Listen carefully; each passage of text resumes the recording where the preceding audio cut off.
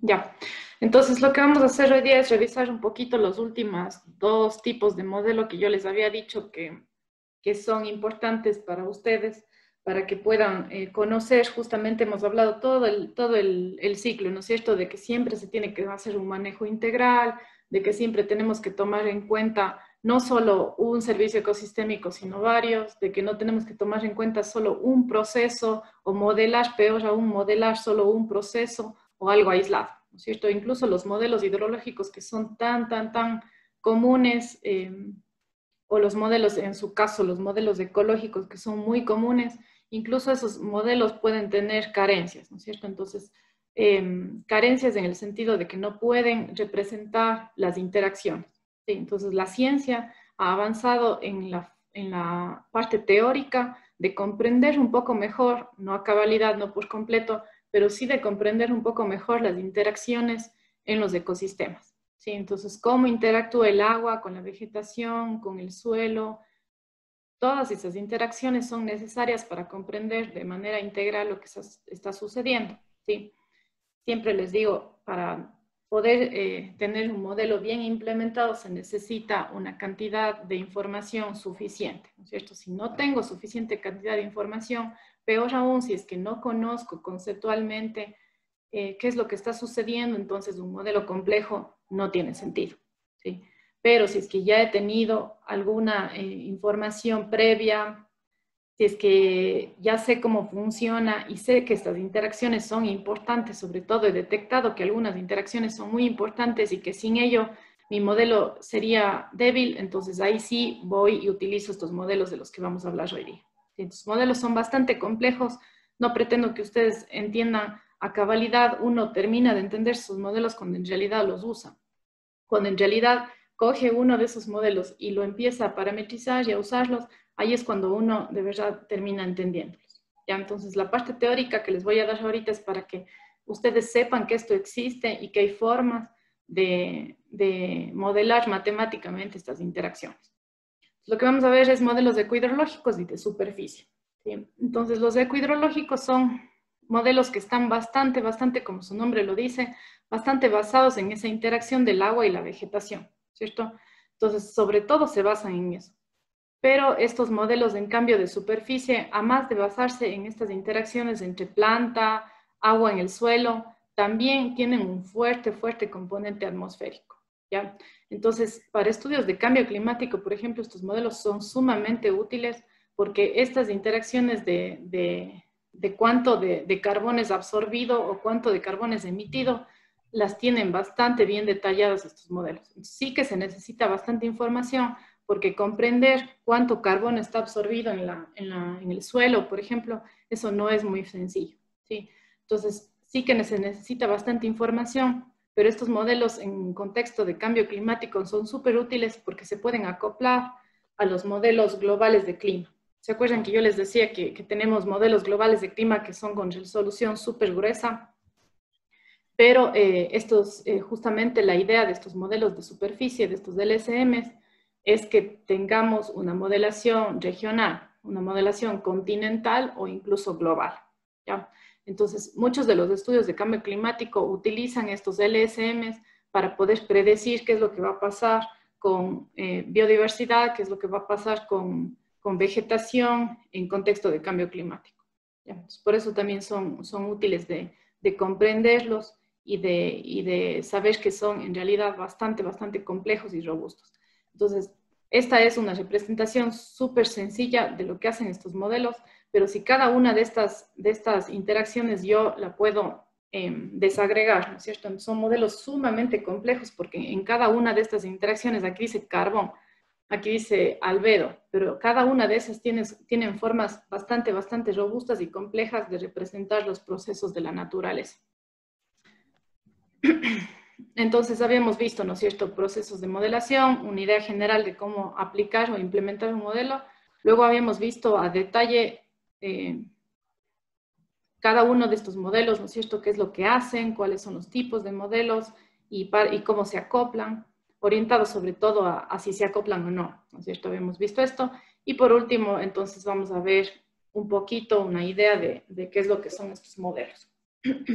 Ya, entonces, como les decía, puse aquí primero para ver un poco un contraste de las diferencias, ¿no es cierto? Los ecohidrológicos, obviamente, interacciones entre ecosistemas y recursos hídricos, ¿no es cierto? El agua, por ejemplo, de precipitación cae, tenemos a la vegetación ahí que está recibiendo esa agua en las hojas, ¿no es cierto? Esa agua en las hojas que se recibe, si es que está un día soleado, se evapora, ¿ya? Lo que no se evapora, lo que gotea, supongamos que llueve mucho, entonces un poquito se queda en las hojas, pero lo demás se va al suelo. ¿Sí? Entonces, el modelo también es capaz de desagregar esos procesos que nosotros muchas veces le llamamos evapotranspiración, ¿no es cierto? A la unión de esa agua que se evapora, que está en las hojas, del agua que se evapora del suelo y de la transpiración, ¿no es cierto? Pero muchos, y eso también no sé si les dije en la clase de evapotranspiración, pero muchos autores consideran erróneo llamar a eso, a unir todos esos procesos en uno solo y lanzar el nombre evapotranspiración. Ya tenemos modelos como estos, por ejemplo, que pueden desagregar esos procesos. Entonces, llamar transpiración está correcto, llamar evaporación del suelo, llamar intercepción por vegetación, ¿cierto? Para poder conceptualizar esos procesos que tienen orígenes diferentes, pero que a la final, si es que tomamos como punto de estudio la atmósfera, todo eso es de evaporación, ¿ya? El nombre de evapotranspiración está siendo muy cuestionado por ecohidrólogos justamente.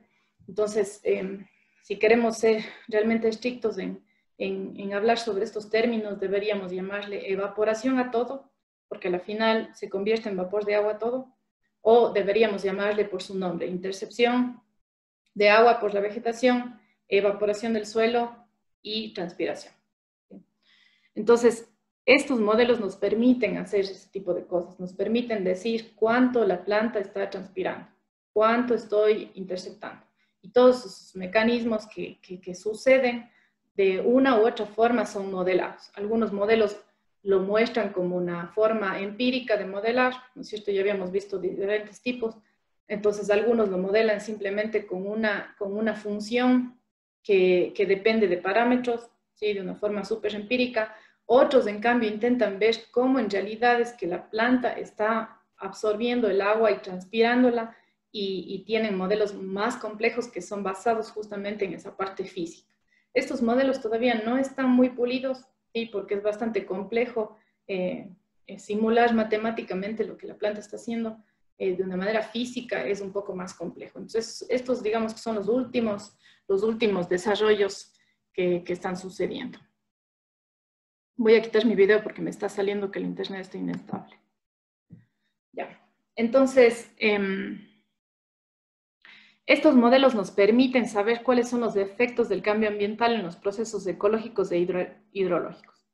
¿Por qué? Porque si yo ya puedo hacer que mi modelo funcione, si ya está mi modelo calibrado, validado y sé que está representando medianamente o bien lo que sucede en la naturaleza, entonces yo a ese modelo le puedo cambiar uso en el suelo, le puedo dar cambios en el clima, según escenarios de cambio climático y demás. Entonces podría yo saber cuáles son los efectos de esos cambios en mi ecología y en mi hidrología, ¿cierto? Son sumamente útiles, pero también son complejos de implementar. Por otro lado, estos modelos de superficie tienen un componente fuerte en la parte de clima, es decir, se pueden adaptar, como les decía yo, a los GCMs, a los modelos globales de clima, se pueden adaptar fácilmente, vienen hechos para eso, y entonces nos pueden dar una idea a escala de continental o global o a escala de superficie terrestre. También se pueden utilizar a escala regional, pero necesitan,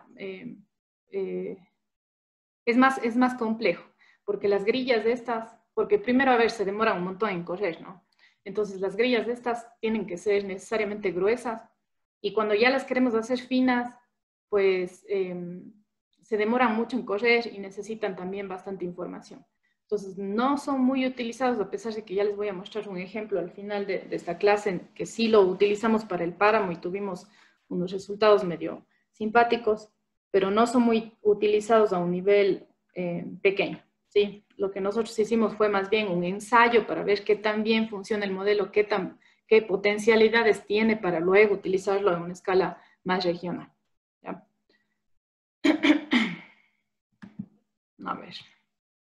Entonces, hablemos primero de los modelos ecohidrológicos.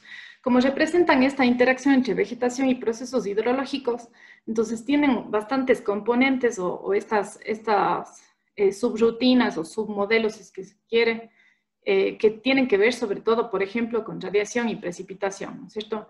Entonces, la radiación es la que nos da luz, es la que es absorbida por las plantas para la fotosíntesis, crea producción primaria, respiración, biomasa, alocación de carbono, cómo funciona, cómo reaccionan las hojas, el stem, las raíces. Entonces tengo procesos para casi todos, si ustedes se dan cuenta aquí, incluso esta parte de hojarasca, que es bastante importante porque si yo tengo más hojarasca o menos hojarasca, eso va a tener incidencia en la infiltración, ¿cierto? En la infiltración de agua.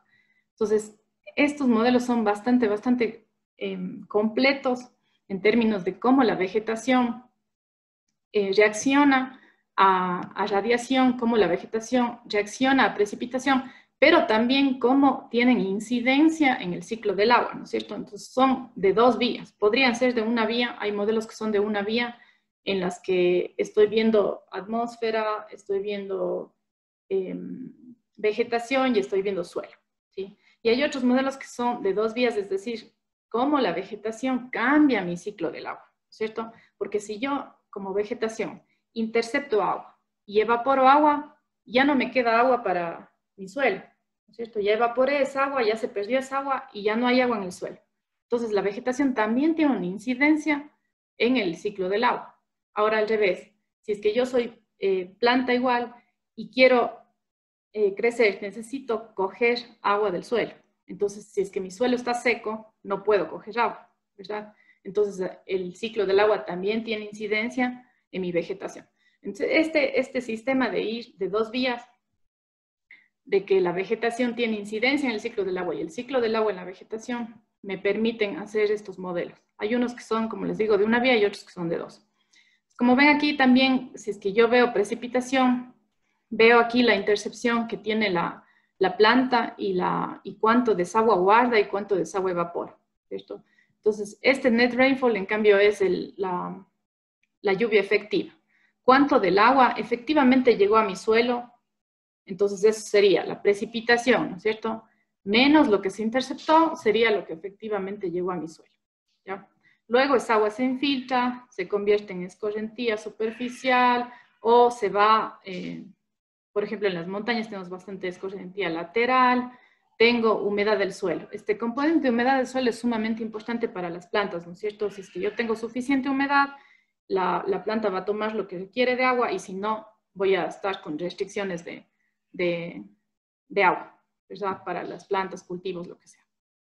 Aquí también tengo el componente de evaporación del suelo que decíamos, percolación, que es el agua que va hacia capas más profundas del suelo, se puede convertir en agua subterránea, esta agua subterránea se descarga a los ríos, se convierte en toda el agua que tengo en los ríos, ¿ya? Entonces, si ven todos esos procesos, yo tengo subrutinas, dependiendo del modelo que yo use, esta subrutina va a estar representada de una u de otra forma, de formas empíricas, de formas analíticas, de formas de procesos físicos, ¿ya? Entonces aquí simplemente les dejaba escrito todo lo que les acabo de decir. Esta es la una vía, ¿no es cierto? El agua teniendo incidencia sobre las plantas. Esta es la otra vía, las plantas teniendo incidencia sobre el ciclo de agua, que es de lo que acabamos de conversar. Ya, entonces déjenme ver si me olvido de algo. Aquí dice, el cambio climático afecta esta dinámica de crecimiento, de estructura y funciones de la vegetación, porque modifica la precipitación, temperatura, ¿no es cierto? Tenemos un cambio climático que va a modificar la temperatura, eso es 100% seguro que la temperatura va a subir. ¿Hasta cuándo? Depende de los humanos, ¿no es cierto? Depende de cuántos gases de efecto invernadero nosotros emitamos o no. Eso es la temperatura. La precipitación no tiene tendencias claras, pero seguro que va a cambiar y seguro que va a cambiar en extremos. Es decir, vamos a tener más precipitación en zonas húmedas, menos precipitación en zonas secas. Entonces, los extremos van a ser mucho más fuertes. Con eso, sabemos que el ciclo del agua va a estar modificado y que eso va a cambiar en vegetación, ¿cierto? estamos hablando generalmente de vegetación, estos modelos no me permiten mucho describir microorganismos, describir esas interacciones con animales, eso no me permite demasiado. ¿Ya? Entonces tengo ahí por ahí unas limitaciones. Lo que más se describe es las plantas, los cultivos, la vegetación, eso sí, de una manera más precisa. ¿Ya? ¿Qué más? La vegetación también afecta al sistema climático porque si yo cambio la superficie que tengo ahí de uso del suelo, también cambia mi albedo, ¿no es cierto? Y mi albedo tiene una repercusión directa de cuánto calor voy a almacenar en la atmósfera. ¿Se acuerdan? Si yo, por ejemplo, tengo nieve en la superficie, entonces tengo un albedo grande, eso significa que tengo bastante reflectancia. De la radiación que está entrando a mi sistema, bastante está regresando como onda larga, ¿cierto? Y en cambio, si es que tengo un bosque, entonces tengo muy poquita reflectancia, se va a quedar bastante de esa radiación, se va a quedar absorbida en mi sistema, ¿sí? Entonces, obviamente la vegetación afecta el sistema climático. Si es que tengo deforestación, incrementa la reflectividad, ¿no es cierto? Eso quiere decir, si es que yo de un bosque me paso a un cultivo o me paso a un desierto, estoy incrementando este albedo, estoy incrementando la reflectividad. Entonces, hay lugares, hay ecosistemas en los que si yo no tengo en cuenta todos estos procesos, estoy poniendo un error súper significativo, estoy haciendo unas simplificaciones súper gruesas. Por ejemplo, en el páramo antes se creía que como el pajonal es pequeño relativamente, ¿no es cierto? Tengo zonas de pajonal de 30 centímetros de alto, sí que tengo zonas donde el pajonal puede irse hasta 1,5 metros, ¿no? Pero en general tenía pajonales no muy altos. Entonces, lo que se creía antes es que la evaporación por intercepción no es muy alta, la transpiración tampoco es muy alta porque son bastante resilientes y no toman demasiada agua. Eso es lo que creíamos antes de tener observaciones de evapotranspiración. Ahora que ya se tiene la torre de Covariant, se tiene observaciones de evapotranspiración, hicimos unos ejercicios también para saber cuánto transpira, cuánto intercepta la planta y nos damos cuenta que en realidad está interceptando bastante, que las acículas del pajonal son capaces de retener bastante agua y que esa agua con la radiación fuerte que puede haber algunas veces cuando no está nublado, se puede evaporar bastante. ¿Ya? Entonces, la mitad de la precipitación que viene en el páramo se va como evapotranspiración, como evaporación. Y entonces ahora nos damos cuenta que estos modelos ecohidrológicos sí tienen importancia, ¿cierto? Porque si estamos perdiendo la mitad por evaporación y tenemos cambio climático donde sabemos que va a incrementar la temperatura, sabemos que esa evaporación va a incrementar también. Entonces la disponibilidad de agua de la que antes creíamos que tenemos infinita, puede que con cambio climático ya no sea así. ¿Sí? Y los únicos que nos ayudan a responder todas estas inquietudes son los modelos ecohidrológicos, porque entonces con ellos podemos por separado decir transpiración, evaporación, etcétera, etcétera, de todo lo que hablamos ahorita. ¿Qué más hacen los modelos ecohidrológicos? Pueden representar esta heterogeneidad espacial, es decir, yo tengo una vegetación en este pedacito, otra vegetación por allá, otra vegetación por allá, tengo diferentes suelos, tengo diferentes características hidrológicas en un lado y en otro. Entonces, el modelo me permite darle a cada grilla, a cada cuadradito que yo le pongo ahí, son modelos distribuidos generalmente, me permite darle diferentes tipos de todos los componentes. ¿Ya?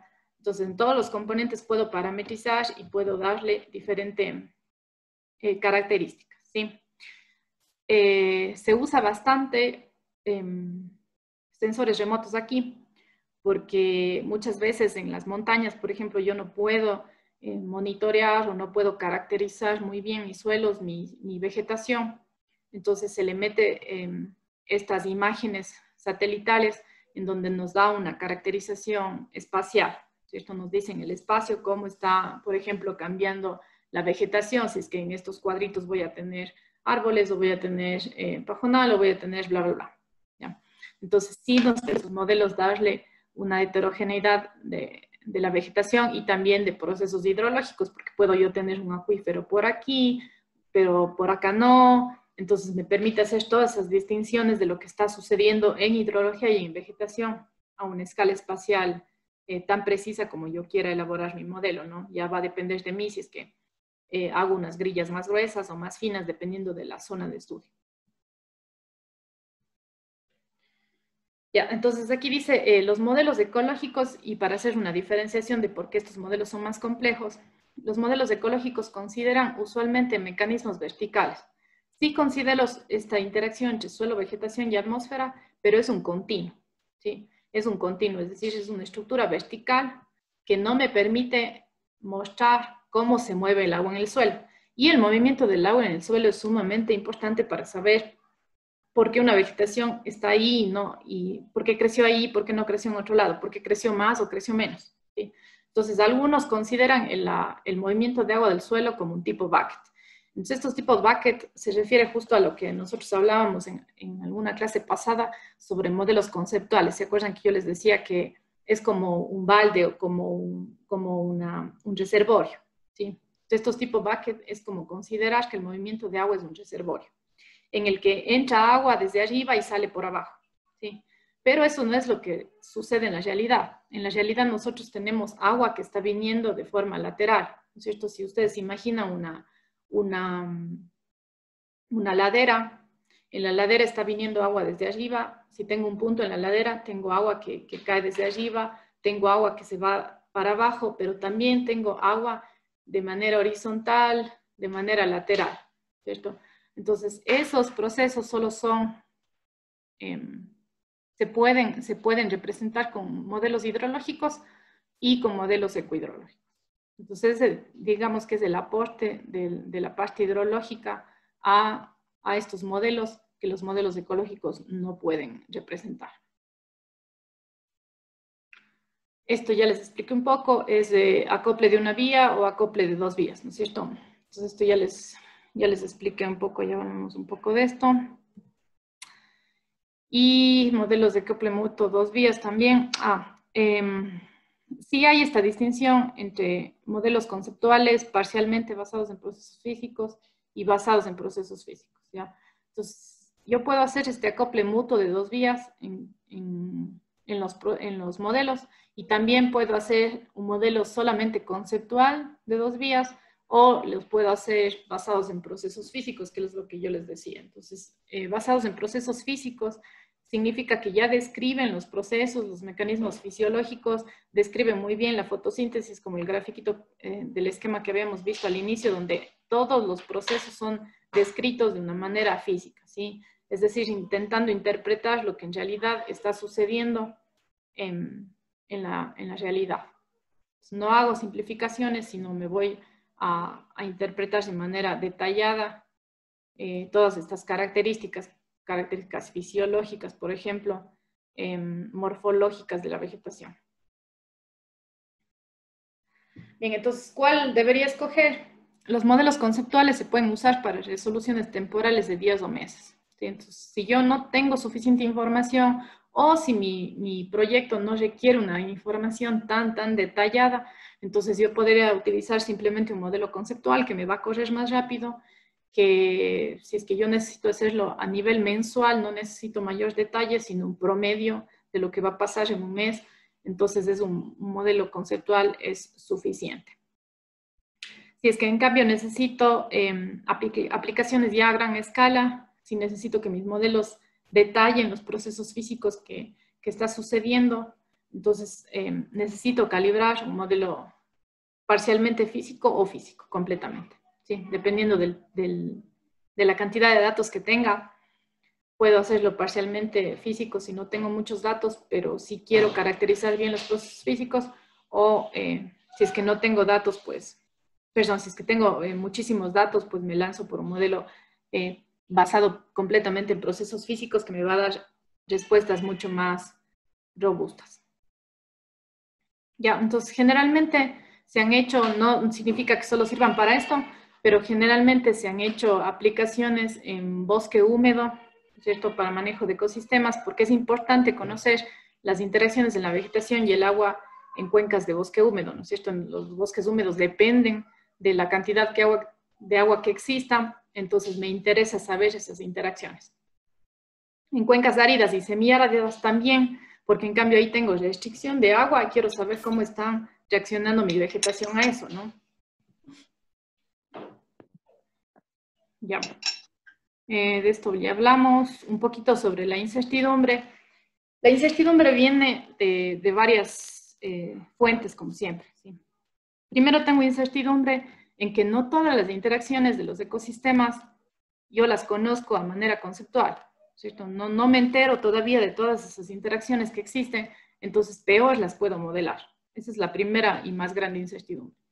Y las otras es que todavía se está explorando cómo cuantificar las incertidumbres en estos modelos porque justamente son súper complejos. Si yo tengo un montón de subrutinas, un montón de conceptos metidos en mi modelo, tengo incertidumbre añadida a cada uno de sus pasos. Entonces, simplemente el hecho de cuantificar toda la incertidumbre de todos esos submodelos y subrutinas ya es complejo. Se han presentado un par de opciones, una presentada por tal vez el mejor hidrólogo que está vivo, que es Keith Beaven. Entonces, él presentó ya una estrategia para cuantificar la incertidumbre en estos modelos. Si ustedes, si se dan cuenta, les estoy hablando de la ciencia de hoy día, ¿sí?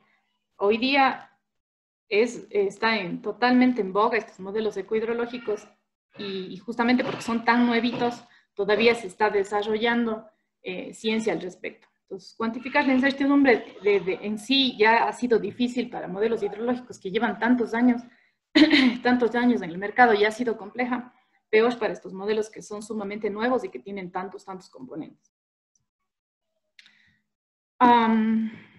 ¿Qué más? La estimación de los parámetros también es un poco compleja, otra vez por lo mismo, por lo que estamos intentando modelar procesos, ¿no es cierto?, a nivel de vegetación que son difíciles de traducirlos a matemáticas, ¿no?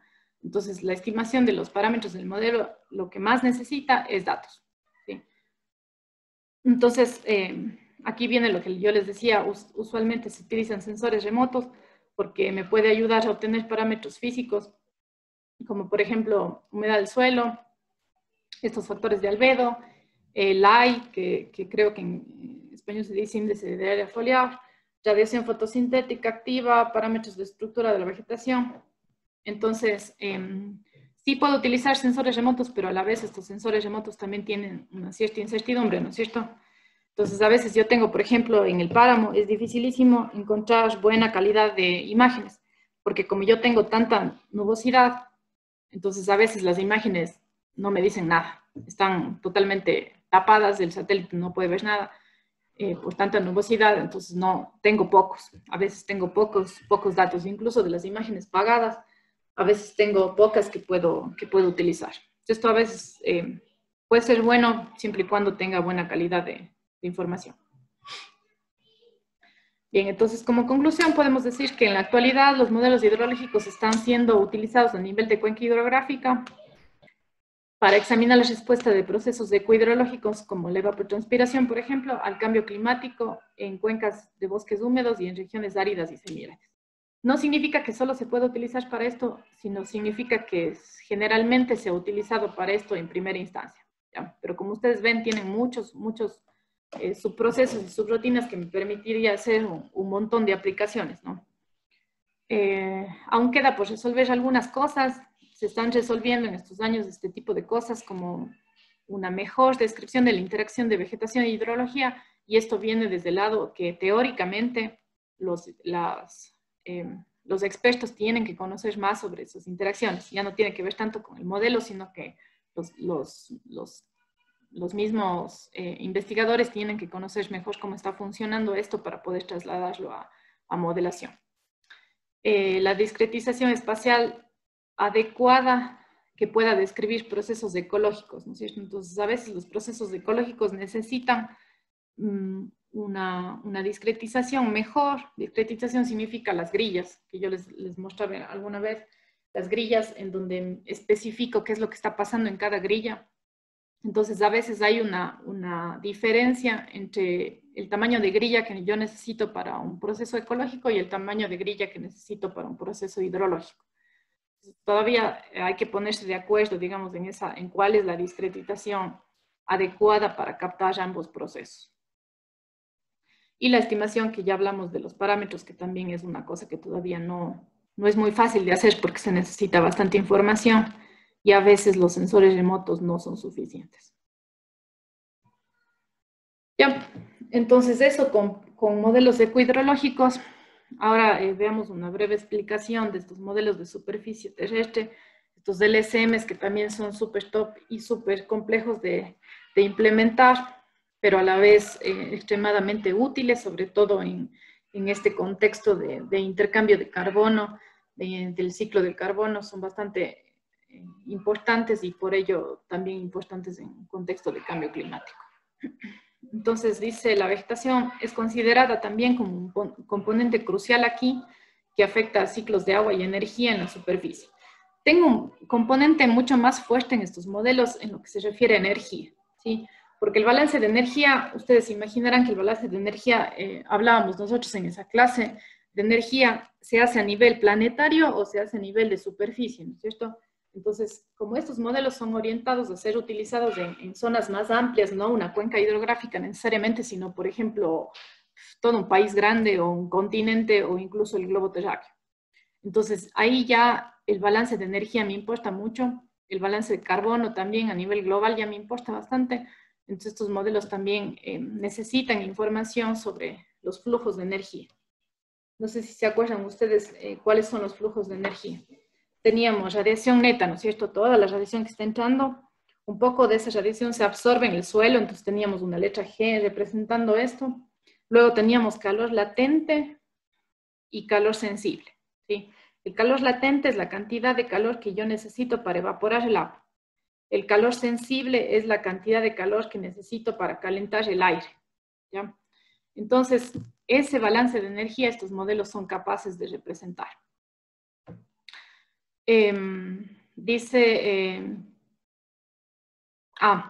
¿Cómo representa esto? Entonces tengo más o menos una diferenciación aquí entre un modelo físico, un submodelo físico, un componente físico que simula los procesos hidrológicos y este intercambio que les acabo de explicar de calor y de energía, y otro subcomponente que en cambio es para simular la fisiología de las plantas, ¿ya? Simula procesos biológicos, biogeoquímicos, como todos estos de aquí y más. ¿Ya? Entonces eso más o menos son dos componentes. Entonces, si ustedes se acuerdan de los modelos ecohidrológicos, tenía un componente para esto y un componente para hidrología. Aquí, aparte de fijarme en la hidrología, también me fijo en el intercambio de calor y energía, ¿ya? Y la diferencia de los ecohidrológicos con estos del LSMs es que como son modelos que yo intento hacer una representación a gran escala de la superficie, entonces la parte de fisiología de las plantas sí está representada, pero no a detalle. ¿Ya? Esto no está representado a detalle, no como en nosotros, que en cada grilla yo puedo poner, por ejemplo, un pajonal de 30 centímetros, en la otra grilla un pajonal de 50 centímetros, así, así, así, y luego voy cambiando a arbustos y a bla, bla, bla. ¿Ya? En los modelos ecohidrológicos yo puedo hacer eso, aquí represento por parches, ¿sí? Y por ciertas características de la vegetación.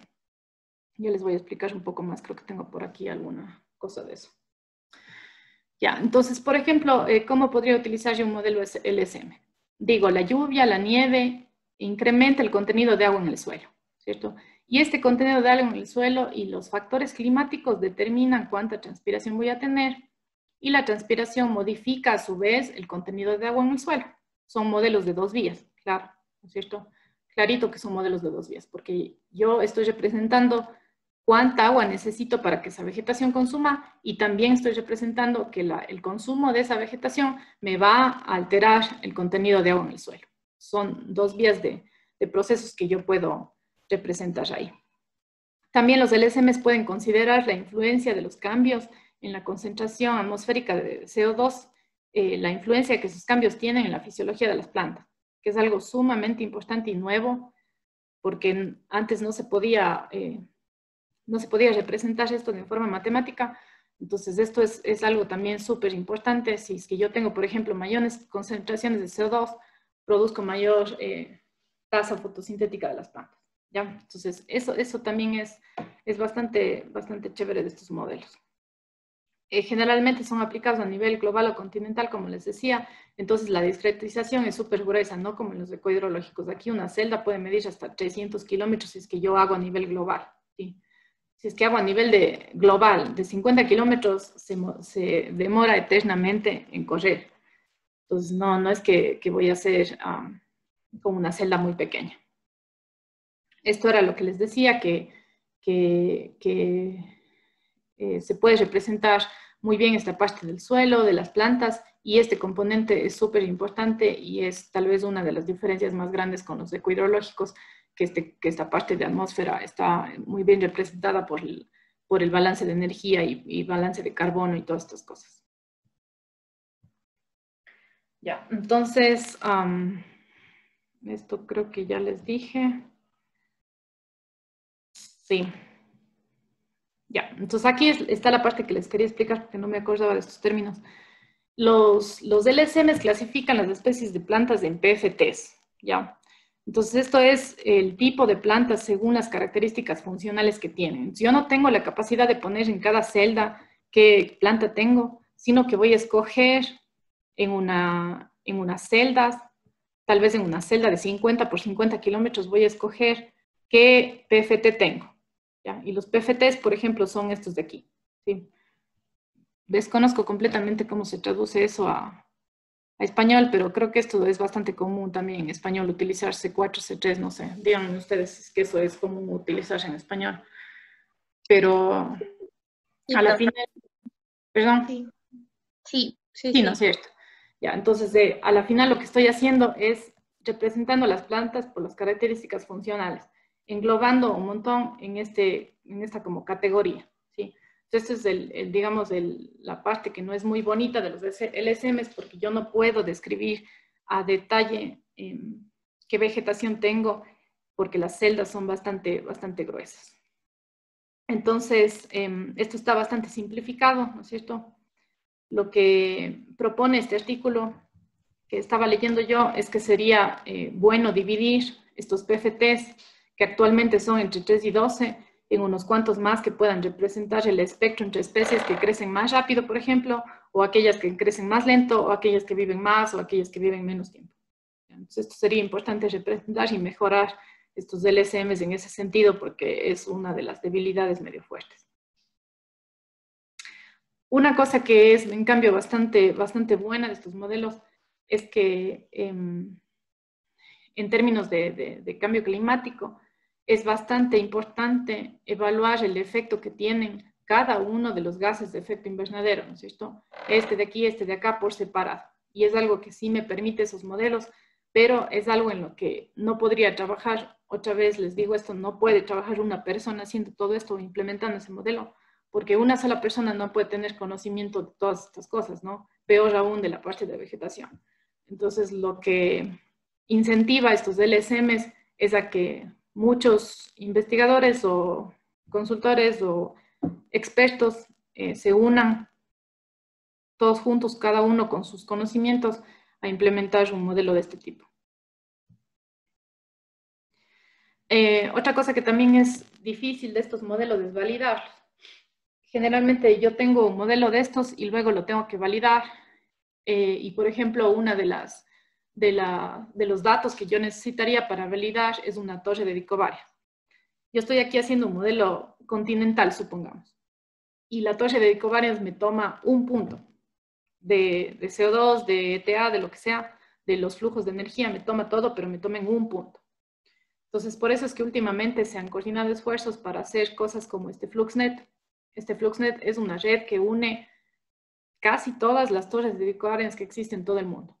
Entonces, si yo tengo ya un montón de torres de Vicovariance y información abierta, esto es información abierta, de estas torres, entonces ahí sí ya puedo yo validar un LSM, ¿no es cierto?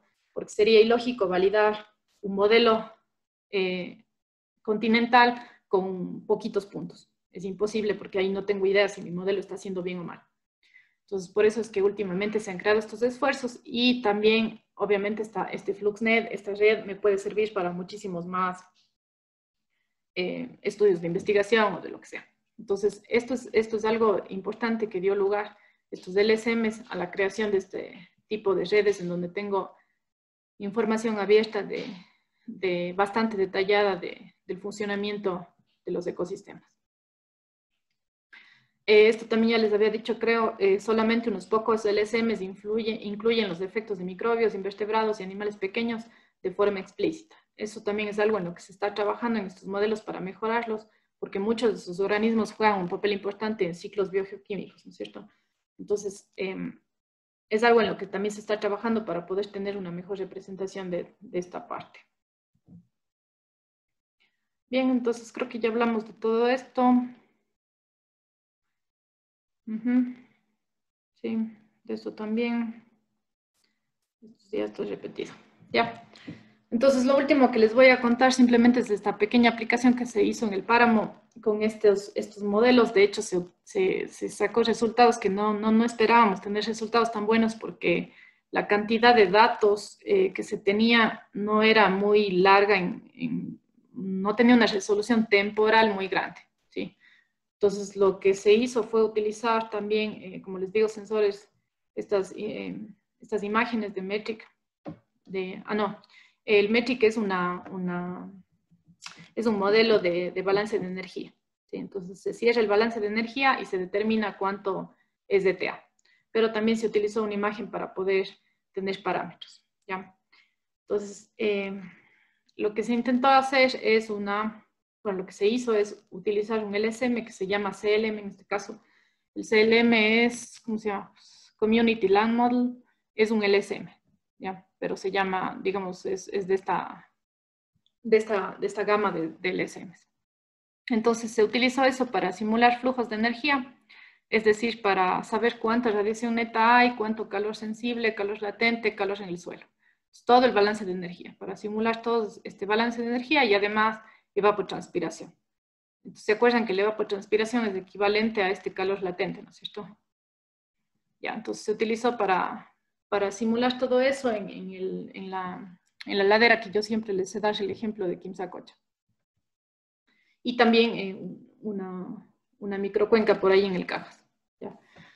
Entonces se utilizó ese modelo, los datos que se tenía eran flujos de energía YT de la torre de Dicovarians que estaba acá en Churucay, la ET estimada de un modelo de balance de energía, se cerró también el METRIC en una de las cuencas y se estimó ET con este METRIC para saber, básicamente para saber si es que el modelo de balance de energía es mejor o peor que este LSM. Y la ET también se estimó mediante el cierre del balance hídrico. No sé si se acuerdan de la clase, esa fue una de las primeras clases que yo les di, en la que yo les decía que cerrar el balance hídrico puede ser muy útil, pero a nivel diario me da valores súper malos de T. ¿Sí? ¿Se acuerdan que hicimos un ejercicio en el que poníamos cuánto me da de T la torre de Dicovarians, cuánto me da de T el balance hídrico, y veíamos que era muy lejano a nivel diario, ¿no es cierto? Que tenía muchos errores. Entonces eso se determinó a partir de este estudio. Bueno, de un par de estudios más también, pero aquí en el Cajas no teníamos una torre de Dicovarians, entonces lo único que pudimos hacer es cerrar el balance hídrico y estimar así la ET. Y ver qué nos sale, comparar todos estos datos con los datos del modelo. Entonces, a la final lo que salió es que el modelo subestimaba un poco la radiación neta, y si es que subestima la radiación neta, entonces todo el balance de energía se altera, ¿no es cierto? Entonces eso conlleva a que también subestime el flujo de calor latente y el flujo en el suelo. Y para compensar y cerrar el balance, sobreestimaba en cambio el flujo de calor latente. Luego vimos que también el modelo CLM fue mejor que este modelo METRIC. Este modelo METRIC no funcionaba muy bien y bueno, nos sorprendió que el CLM sea mejor porque el METRIC es más sencillo, ¿sí? Más sencillo de implementar. Es un modelo tan complejo como el CLM, que en realidad está hecho para regiones mucho más gruesas, fue incluso mejor que este METRIC de aquí. Entonces eso fue algo bastante simpático. Y una de las conclusiones principales que teníamos es que nosotros no podíamos caracterizar muy bien las características fisiológicas y morfológicas de la vegetación. ¿Por qué? Porque en el grupo de trabajo que nosotros tenemos, más nos especializamos en la parte hidrológica, ¿no es cierto? Tenemos muchos datos sobre la torre de Dicovarians mismo, es algo es algo bastante detallado, pero a nivel de flujos de energía, a nivel de evapotranspiración, pero no nos dice de las características físicas, fisiológicas, perdón, de la vegetación, ¿cierto? Entonces, esa parte de vegetación no teníamos muy bien caracterizada, y de hecho el primer autor de este artículo después estaba conversando con la profe Rafaela sobre cómo mejorar. ¿Ya? Entonces, no sé si es que llegaron a un acuerdo de volver a correr el modelo, pero ella sí que tenía mucho más información sobre esta parte de aquí, que nosotros no teníamos. Lo que hicimos fue utilizar muchos de los parámetros que nos pedían sobre vegetación, los pusimos by default, como les decía el otro día, los modelos vienen con parámetros por defecto, y lo que hicimos en muchos de estos es dejarlos por defecto porque no teníamos ni monitoreo ni conocimiento conceptual al respecto. Entonces, una de las cosas más importantes de los LSMs es la parte de las plantas, y era justamente esa parte de las plantas la que nosotros no conocíamos muy bien. La parte de la atmósfera la teníamos muy bien detallada, la parte del suelo la teníamos muy bien detallada, pero justo esta parte de vegetación es la que no teníamos ningún experto en el tema, y por eso es que el modelo también no se comportaba muy bien a nivel de estimar la ETA, por ejemplo. Y por último, solo les quería mostrar estos gráficos, más que nada porque estos gráficos son muy utilizados en modelación. Estos diagramas de Taylor nos indican con tres métricas cuán bien un modelo está funcionando. Entonces, el modelo, las observaciones son estas que ven ustedes ahí, aquí que dice ETA de la torre de Vicovariance, torre de Vicovariance. Entonces, me dice, la torre de Vicovariance está aquí, ¿sí? Si un modelo está lejos de este punto, es porque el modelo está funcionando mal. Si es que está cerca, es porque está funcionando bien. Eso es todo. Pero los modelos de Taylor nos permiten hacer eso porque tienen algunas métricas. Entonces, aquí tengo la desviación estándar normalizada, ¿sí? Ambos lados. Y luego tengo una correlación, ¿sí ven? Entonces, un modelo muy correlacionado va a estar en el 1, ¿no es cierto? Y un modelo que se correlaciona poco va a estar acá. Entonces, es una forma bien sencilla de calibrar y validar un modelo. Entonces, yo pongo aquí en R y ploteo este diagrama de Taylor, y me doy cuenta de que, por ejemplo, la ETA con water balance, con el cierre de balance hídrico, es el que peor me da, ¿no es cierto? Está muy lejos de aquí y tiene bastante desviación estándar, ¿sí? Entonces es un modelo bastante pobre porque me da un 0.45 de correlación, un modelo bastante pobre. Después tengo el metric, que está un poco más cerca, perdón, y después tengo el CLM, el modelo, el LSM, el modelo del Land Surface Model, que está más con una correlación igual, pero un poco más acá, ¿no es cierto? Entonces, esto es en la cuenca de Shurukai, donde sí tengo una torre de Vicovariance que pueden comparar. En la otra parte, en el Cajas, no tengo una torre de Vicovariance, y lo único que puedo hacer es comparar con el balance hídrico, ¿cierto? Entonces, ¿ustedes qué opinan de eso? Terrible, ¿verdad? Porque si es que comparo con el balance hídrico, que ya sé que no funciona porque tengo una torre que me dice que el balance hídrico funciona peor que el mismo modelo, entonces comparar contra el balance hídrico es algo que no nos quedaba otra opción, pero que no me dice mucho, ¿no es cierto? Porque que el CLM esté cerca o no del balance hídrico no me dice mucho, porque no sé en realidad dónde está el punto real. Entonces es lo único que nos quedaba para hacer un ejercicio de dos lugares diferentes en espacio, pero que son páramo mismo. Pero bueno, es lo único que quedó hacer.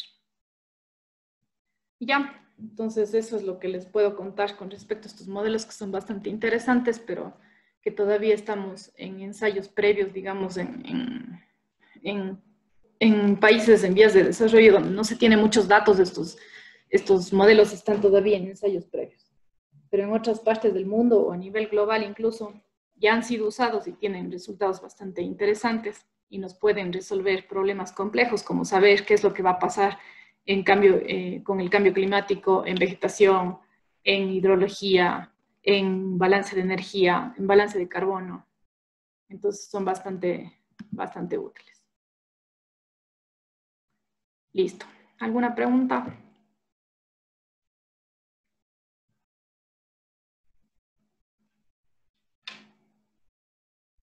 Nada.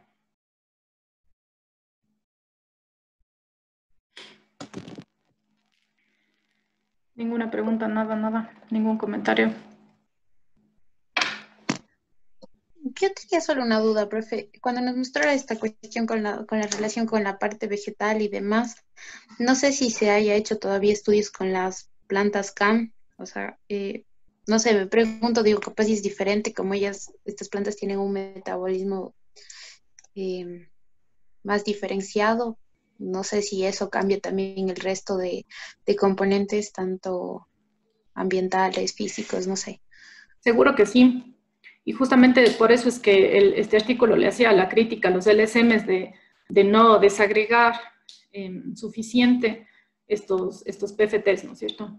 Entonces, el representar la vegetación como un PFT simplemente sí es una representación gruesa porque, como usted mismo dice, hay diferentes tipos de vegetación y como hemos visto hoy día, la vegetación tiene influencia en el ciclo hidrológico, tiene influencia en el ciclo de carbono. Entonces, el hecho de subrepresentar o representar de una manera muy simplificada la parte de vegetación sí conlleva incertidumbres grandes.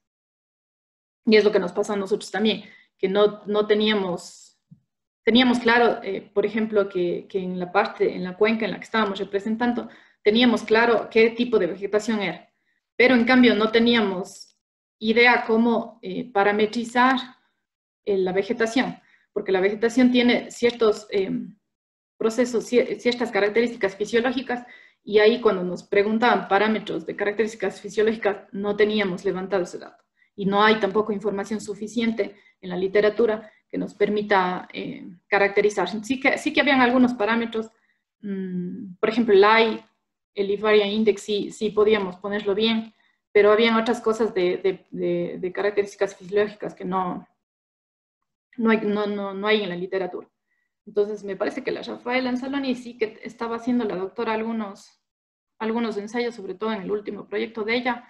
Entonces, ojalá que con esas características y con ese detalle se mejoren mucho estos modelos, porque sí la vegetación tiene, los diferentes tipos de vegetación tienen una influencia muy grande en los procesos hidrológicos. Entonces, eso es lo que justamente estos modelos y los modelos ecohidrológicos están queriendo representar.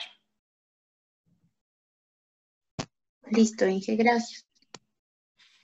¿Alguna otra cosa? Ya. Entonces, pensé que la clase iba a ser corta, pero ya es la una. Tal vez algo del examen, es nuestra última clase. Yo nada más les tengo que agradecer por su presencia en las clases, por su colaboración, por el empeño que les han puesto a los ensayos, algunas personas más, otras menos, pero veo que algunos sí le ponen empeño en escribir algo que tenga coherencia, que sea chévere. Y la verdad es que sí también me sorprendí gratamente de algunos ensayos, son súper bien hechitos. Entonces sí estoy contenta yo con su participación. Creo que le han puesto empeño en las clases. Entonces espero que les haya servido de algo las clases, espero que hayan aprendido cosas diferentes. La idea era que aprendan cosas desde otro enfoque. Justamente por mi formación, yo no les puedo explicar cosas de biología, obviamente, pero les puedo explicar cosas de hidrología y de otros aspectos que puedan ser complementarios para su carrera. Eso, chicos, entonces, muchas gracias. Si tienen alguna pregunta, comentario, y si no, nos vemos en el examen, sería. Igual, profe, gracias a usted. Ya. Sí, profe. Gracias a usted. Gracias. Gracias, profe. Sus clases han sido muy chéveres. Muchas Gracias, profe. Ya, chicos. Sí, profe, gracias. Bien, entonces cuídense, cualquier cosa me preguntan, me comentan cualquier cosa que necesiten de detalles del examen o de sus temas, y lo que sí les voy a pedir, porfa, es que me manden lo más pronto posible que puedan sus trabajos. porque les tengo que subir las notas 2 días después del examen, entonces quiero estarles calificando en estas épocas, ¿ok? Intenten hacer eso. Listo. Nos Listo, vemos. profe. Gracias, profe. Nos vemos Linda después. semana. Gracias, profe. Una buena Gracias, profe. semana. Chao, cuídense. Gracias, profe.